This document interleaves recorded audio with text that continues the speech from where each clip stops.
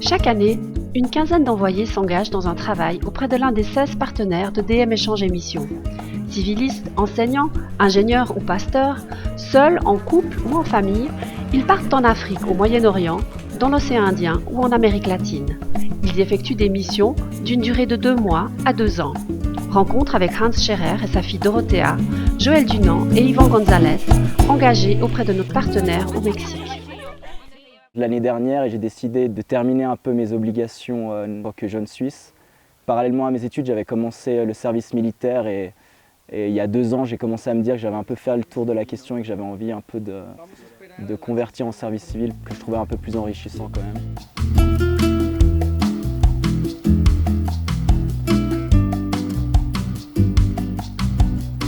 J'étais surpris d'arriver là puis utiliser des connaissances que j'ai acquises pendant mes études.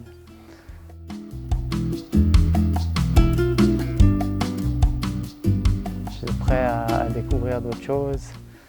Et puis bon, ça fait que 2 mois que je suis là, mais je pense que c'était très facile de s'intégrer. Les gens sont extrêmement ouverts. Puis c'est eux qui t'appellent à venir essayer différentes choses. Il suffit de dire oui avec plaisir et puis de goûter, toucher un peu à tout.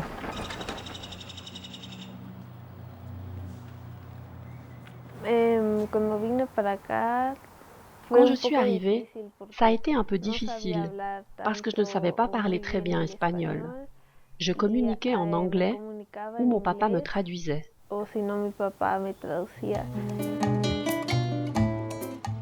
Mon arrivée au Chiapas s'est assez bien passée. J'ai eu la chance qu'il y avait déjà un envoyé à long terme, Hans Scherer, qui travaille à l'Inésine aussi dans la reforestation, qui est un peu mon superviseur.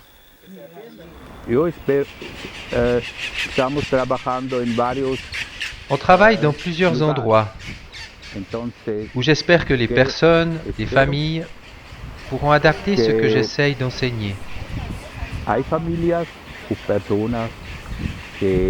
Adaptan lo que pruebo enseñar. No hay que tener ilusiones que Il ne faut pas avoir l'illusion sur le fait que l'on puisse changer le pays.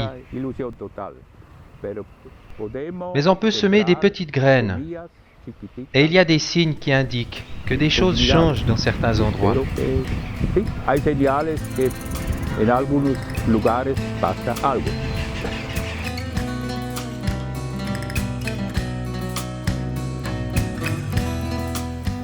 Établir des fiches techniques, c'est ce qu'on est en train de faire avec l'autre civiliste Joël Dunant. On met la description de l'arbre, sa distribution dans le Mexique, mais plus important encore, les différents usages que l'arbre peut avoir.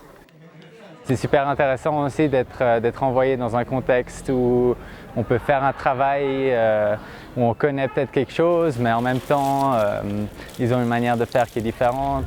Finalement, ici, donc, on est envoyé, on a un travail à faire, mais en même temps, on apprend énormément des gens qui sont ici et on est vraiment inséré au milieu d'une culture et d'une manière de faire et c'est vraiment extrêmement enrichissant.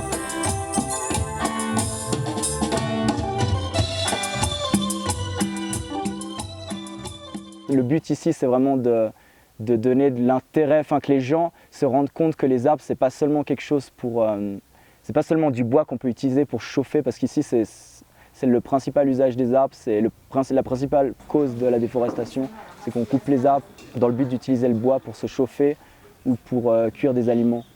Je pense que le plus encourageant aussi, on a remarqué ça d'ailleurs hier, quand on avait trié énormément de graines, on avait mis des étiquettes partout, c'était énormément de travail.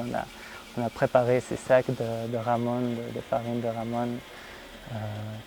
Et puis donc il y avait un atelier qui a lieu ici, et puis il y a beaucoup de gens qui sortaient de cet atelier, puis ils venaient voir toutes ces graines, et puis ils disaient « Ah, je connais cette graine, c'est ça, non ?»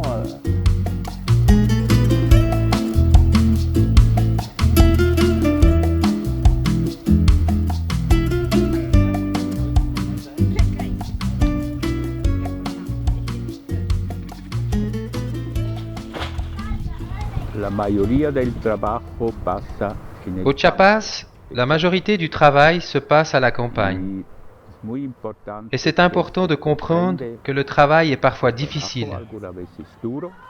Semer des haricots, du maïs et d'autres choses, c'est fatigant.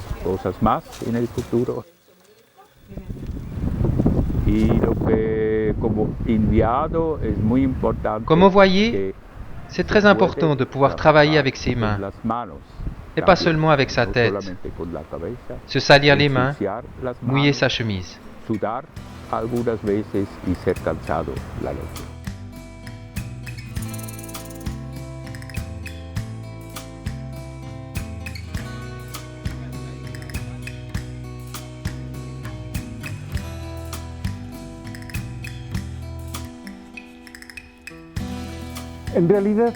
J'ai toujours pensé que l'opportunité de travailler avec des personnes d'autres pays dans le cadre d'une coopération volontaire est une opportunité d'apprendre et de grandir. Chaque personne est différente, nous vivons un type de choc culturel.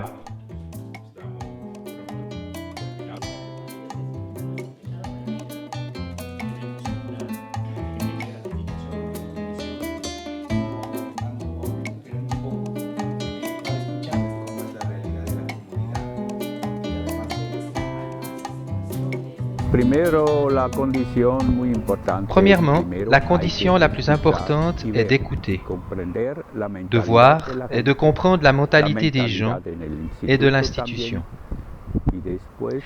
Et après, on peut essayer de faire des propositions. On peut enseigner même si les personnes d'ici connaissent beaucoup de choses. En effet, il peut y avoir des manques et on essaye de les combler. Mejorar los huecos. ¿Sí?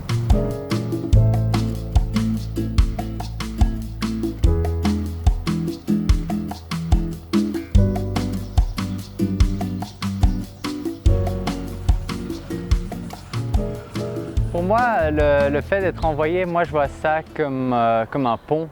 En fait, quelque chose finalement qui fait le lien, qui permet de faire un espèce de petit raccourci entre deux mondes, deux cultures complètement différentes.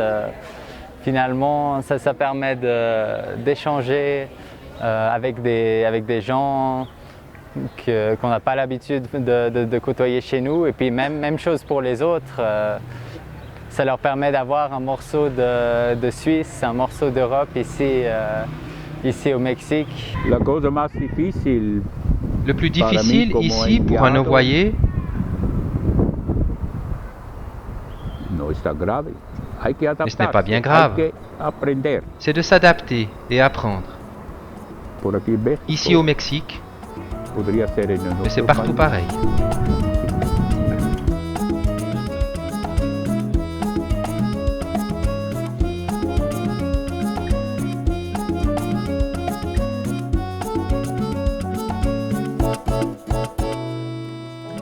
C'est vraiment ici qu'on se rend compte qu'on a une chance incroyable d'être né dans un certain pays avec un accès au transport, à une certaine richesse, une certaine éducation aussi.